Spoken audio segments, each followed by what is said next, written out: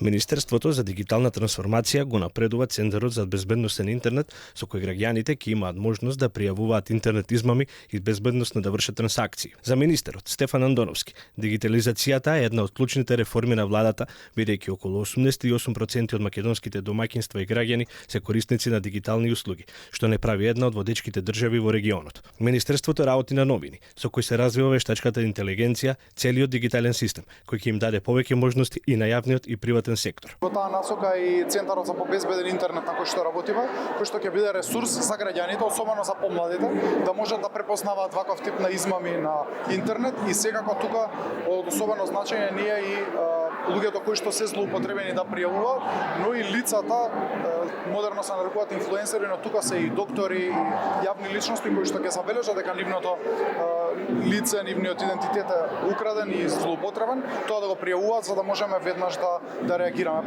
Од Асоциацијата за е-трговија задоволни од соработката со Министерството за дигитална трансформација.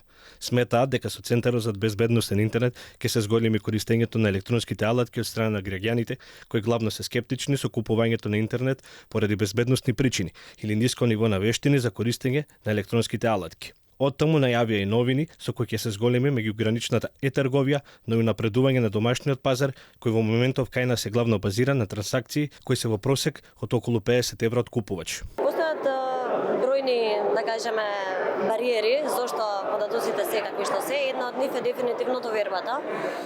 И тоа довербата не само да се стави картичката, туку довербата и дали ќе им стигне производот. Друга бариера се недостатокот на дигитални вештини. Инаку, годинава се одржува 7-та конференција за е-трговија на која присуствуваат околу 700 учесници од земјава, регионот и повеќе земји од Европа.